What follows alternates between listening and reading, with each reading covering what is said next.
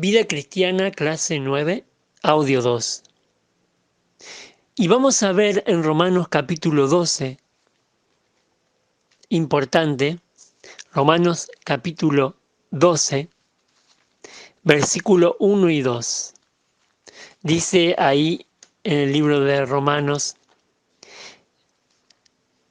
os ruego,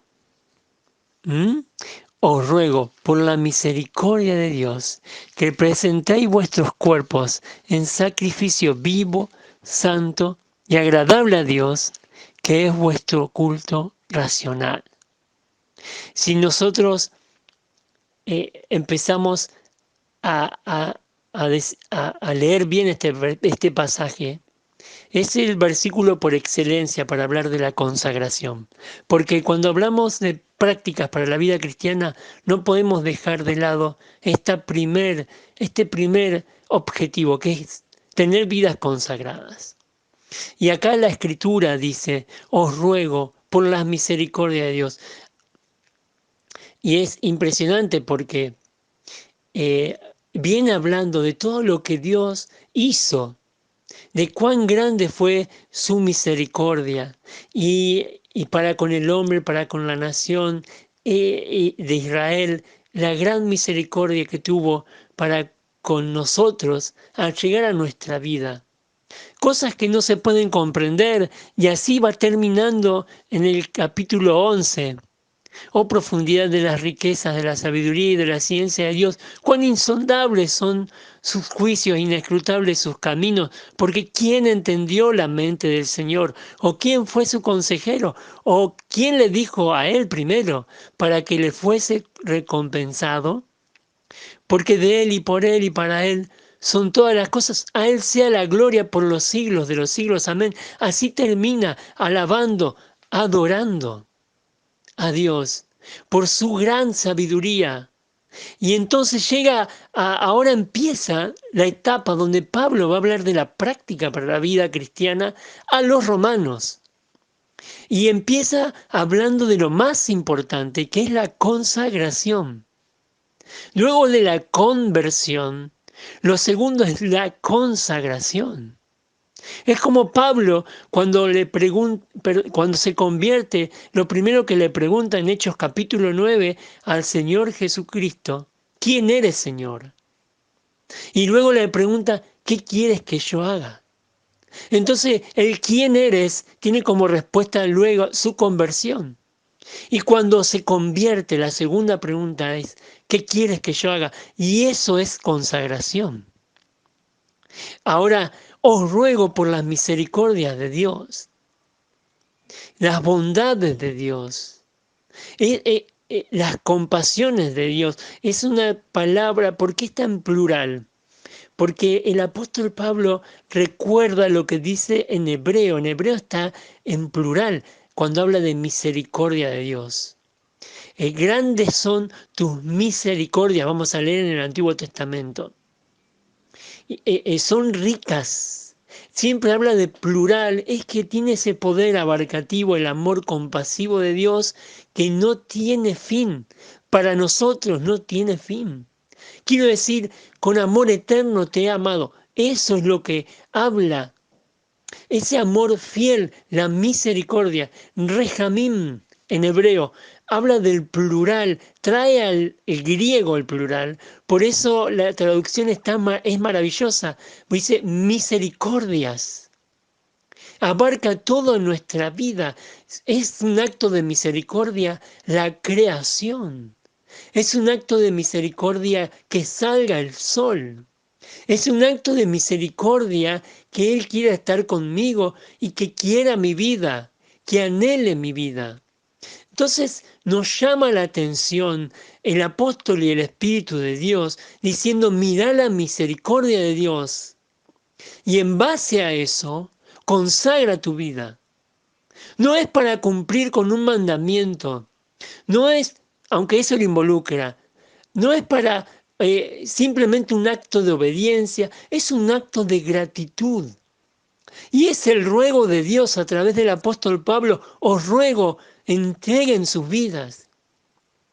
den toda su vida, todo su ser, deben su ser, que yo sé qué hacer con él.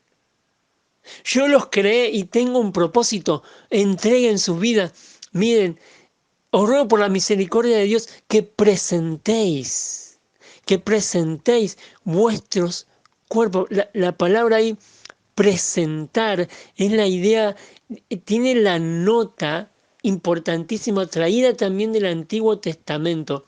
Quiero decirle algo importante. Aparece el capítulo 12 después del capítulo 11, pero Pablo está siguiendo una línea, un hilo de pensamiento. Tachen el 12 si quieren un ratito. Pónganle el dedo en el número 12 y en el número 1, que Romanos 12:1. Tachen los números y él está siguiendo, porque dice, así que, hermanos, así que viene diciendo la gran misericordia de Dios, el gran plan de Dios para con nosotros, tiene solamente una reacción, y es la de darnos por completos a Él.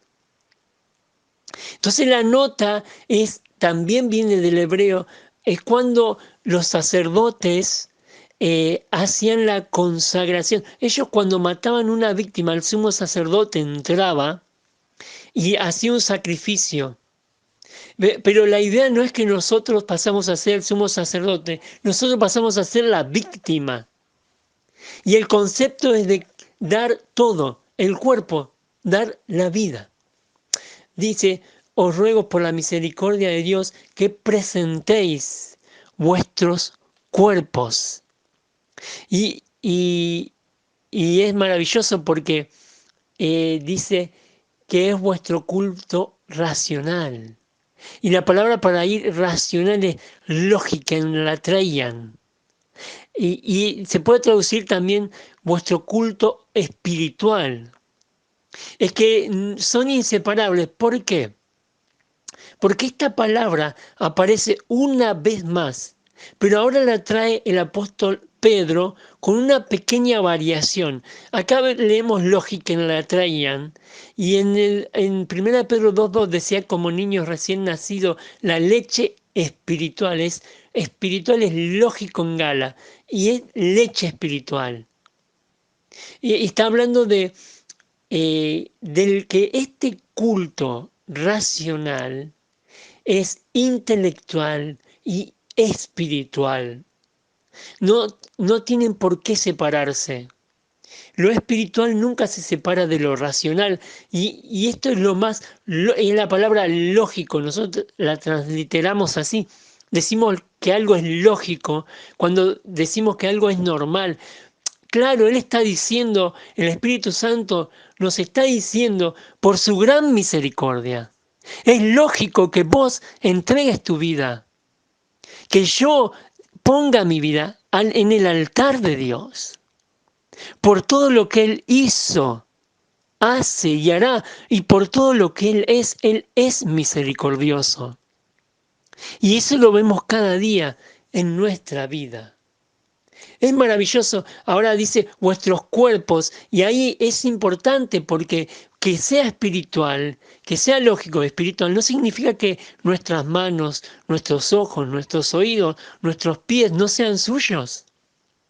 Justamente en Romanos capítulo 6, el versículo 11, también habla de esto, de los miembros y de nuestros cuerpos. ¿Qué pues diremos? Dice el versículo 1, perseveraremos en el pecado para que la gracia abunde de ninguna manera. Porque lo que hemos muertos al pecado, ¿cómo viviremos también en él? Y llega el versículo 11, así también vosotros consideraos muertos al pecado, pero vivos para Dios, en Cristo Jesús, Señor nuestro. No reine pues el pecado en vuestro cuerpo mortal, de modo que lo obedezcáis en su concupiscencia. El cuerpo es el mejor siervo de Dios. Dios hace grandes cosas a través de nuestro cuerpo, nuestra voz, nuestros ojos, nuestro talento, nuestro cuerpo, nuestra mente, nuestro cuerpo, nuestras manos, nuestros pies. Dios las utiliza, es el mejor siervo, pero querido hermano y hermana, es el peor amo. cuando yo obedezco a los sentidos, cuando utilizo mi cuerpo para autodestruirme con la droga, con el alcohol, con el sexo fuera del matrimonio. Y de eso habla el apóstol Pablo también en Primera de Corintios capítulo 6, y cuando dice, ¿no saben que el cuerpo es templo del Espíritu Santo?